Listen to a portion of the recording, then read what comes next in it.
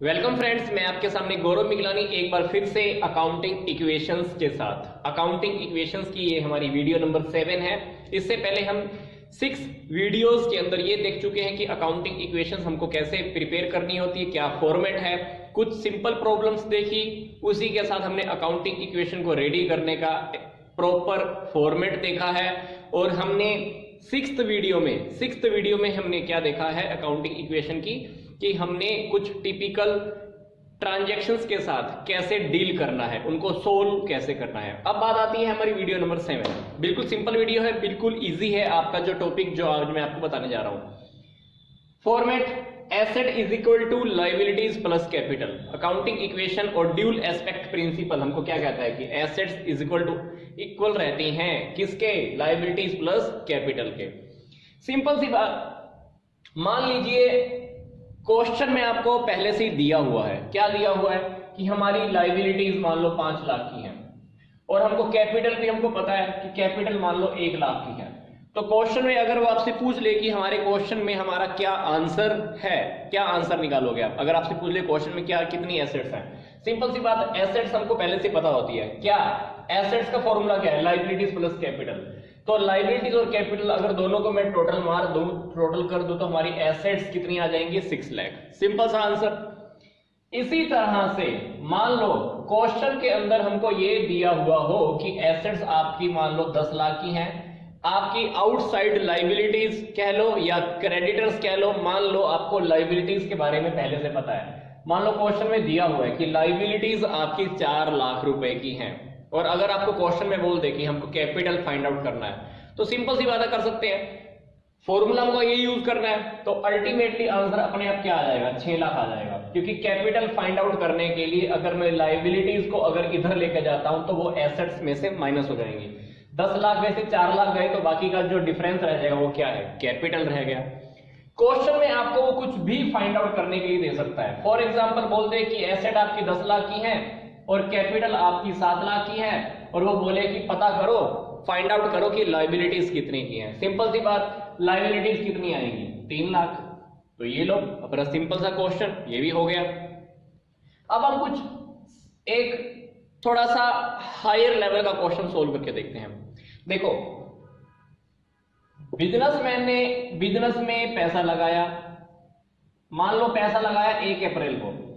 1 अप्रैल 2019 को हमने बिजनेस में पैसा लगाया मान लो 10 लाख रुपए। अब 1 अप्रैल के बाद हमारा जो ये अकाउंटिंग पीरियड पूरा होगा, हमारा अकाउंटिंग पीरियड कब पूरा होगा, ये 31 मार्च 2020।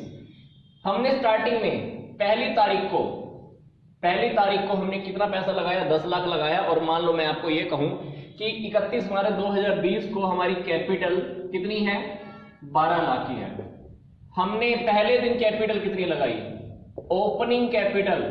साल के पहले दिन की कैपिटल ओपनिंग कैपिटल, साल के आखिरी दिन की कैपिटल क्लोजिंग कैपिटल। मान लो आपने बिजनेस के पहले दिन 10 लाख रुपए लगाया और बिजनेस के 1 साल के बाद आपको पता चलता है कि आपका वो 10 लाख कन्वर्ट होकर कितने में हो गया है, 12 लाख हो गया। तो जो 20 का डिफरेंस है उसको आप क्या कहोगे, 2 लाख को प्रॉफिट बोलोगे अल्टीमेटली।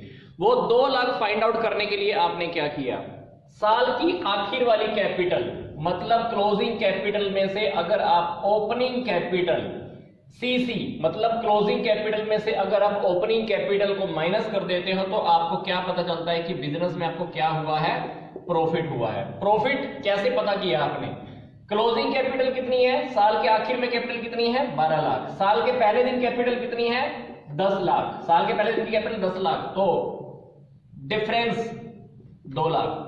ये वो डिफरेंस, ये वो प्रॉफिट है जो आपने पूरा साल, 1 साल के अंदर आपने अर्न किया है, कमाया है। अब इसी मैटर को हम थोड़ा सा एक क्वेश्चन की हेल्प से सोल्व कर लेते हैं। ये क्वेश्चन आपके सामने दिया हुआ है। 1 अप्रैल 2019 को आपने बिजनेस में कैपिटल लगाई 10 लाख। पहले क्वेश्चन के अंदर आप लिख लेते हो, देखो ओपनिंग कैपिटल, ओ मतलब ओपनिंग कैपिटल। ओपनिंग कैपिटल कितनी है, 10 लाख। साल के पहले दिन आपकी कैपिटल है 10 लाख। फिर कहता है कि 31 मार्च 2020 को आपकी एसेट्स कितनी है, ये है 1 अप्रैल का डाटा। 1 अप्रैल 2019 को आपके पास ये सिचुएशन है बिजनेस के अंदर। 31 मार्च 2020 को आपके बिजनेस में क्या सिचुएशन है? जब आपका 1 साल पूरा हो गया तो आपका पूरा 1 साल होने के बाद आपके बिजनेस में 5 लाख रुपए की एसेट्स हैं और आपके बिजनेस के अंदर 1 लाख की लायबिलिटी है। मतलब जब आपका साल पूरा हो गया, आप सब बिजनेस कर चुके हैं, तो आपके पास एसेट दी हुई है और लायबिलिटीज दी हुई है।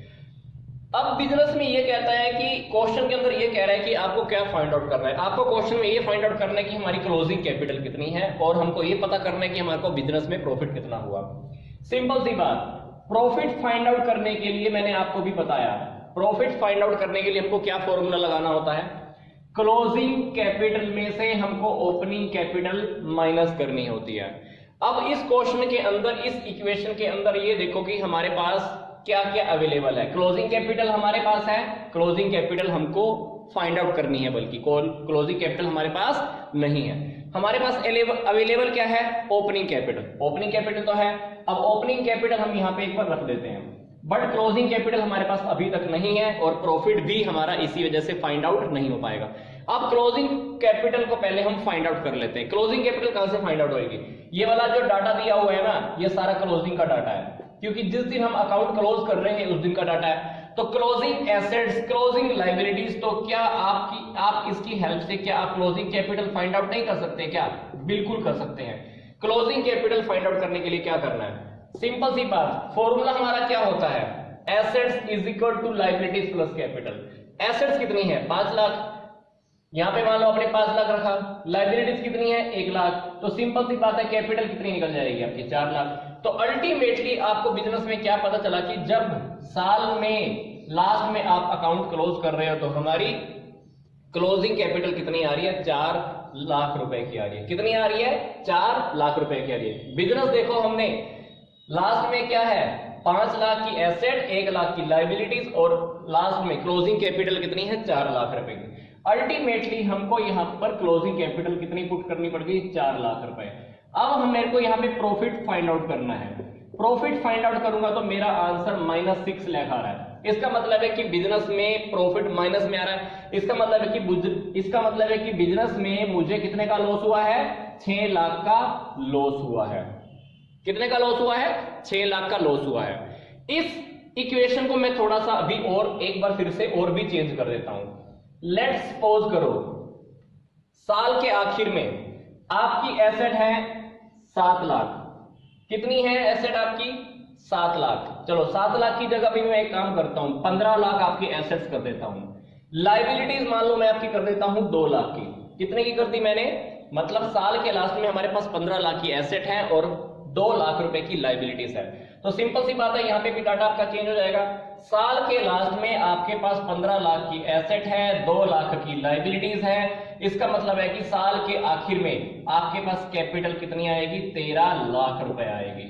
यहां से भी आप निकाल कर देख सकते हो। यहां पर यही वाला डाटा आप पुट करके देख लो, यही वाला डाटा आप रख के देखो, तो आपको पता चल जाएगा कि साल के आखिर में हमारी क्लोजिंग कैपिटल कितनी निकलेगी? 13 लाख रुपए।